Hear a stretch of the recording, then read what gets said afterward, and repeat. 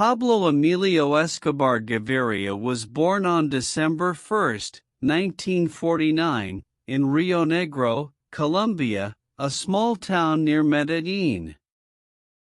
His family was poor. His father worked as a farmer, and his mother was a school teacher. Pablo grew up with big dreams. He wanted to escape poverty and become rich and powerful.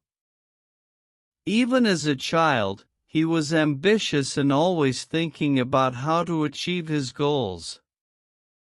In his teenage years, Pablo began committing small crimes.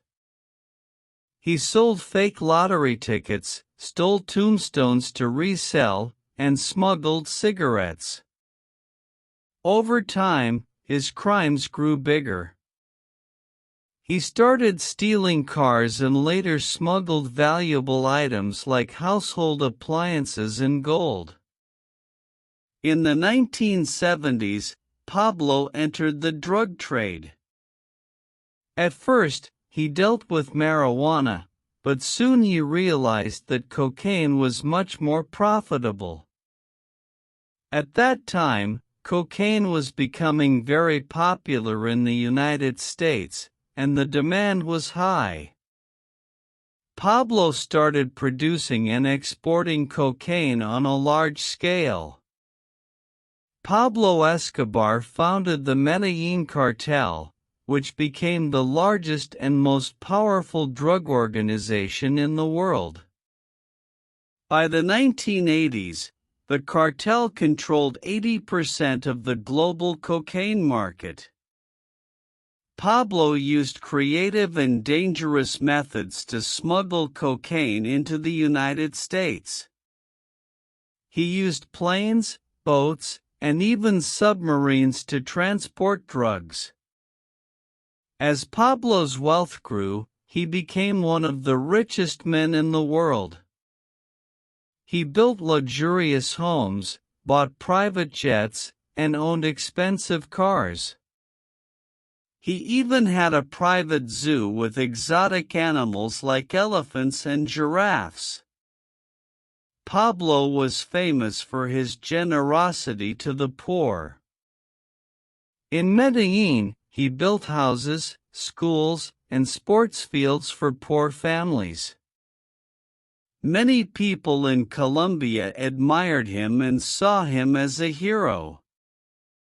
However, Pablo's rise to power also brought violence.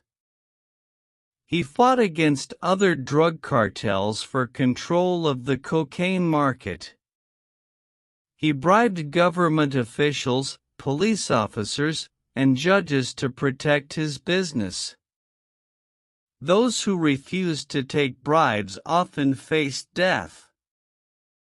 Pablo's motto was Plata o Plomo, which means silver or lead. This meant that people could take his money or face his bullets. In the 1980s, the Colombian government and the United States began a war against Pablo and the Medellin cartel. They tried to stop the flow of drugs into the United States and bring Pablo to justice. Pablo responded with terror. He ordered bombings, assassinations, and attacks on government officials. In one attack, he bombed a passenger plane, killing over 100 people, because he believed a political rival was on board. Despite his crimes, Pablo remained popular among many poor Colombians. He continued to give money to the poor and help communities. Some called him El Patron, or the boss, while others saw him as a dangerous criminal who brought violence and death. In 1991, Pablo made a deal with the Colombian government. He agreed to surrender and go to prison, but only if he could build his own prison. The government accepted, and Pablo built a luxurious prison called La Catedral. It had a soccer field, a bar, and even a jacuzzi. However, Pablo continued to run his drug empire from prison. In 1992, the government realized Pablo was still in control, so they tried to move him to a regular prison. Pablo escaped and went into hiding. For more than a year, Colombian police and U.S. agents hunted him. Finally, on December 2, 1993, Pablo was found in a house in Medellin. In a gunfight with the police, Pablo was shot and killed. Even after his death, Pablo's legacy remained strong.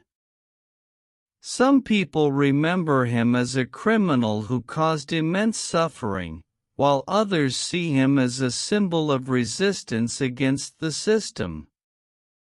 Today, his story is told in books, movies, and TV shows, showing the rise and fall of one of history's most powerful and controversial figures.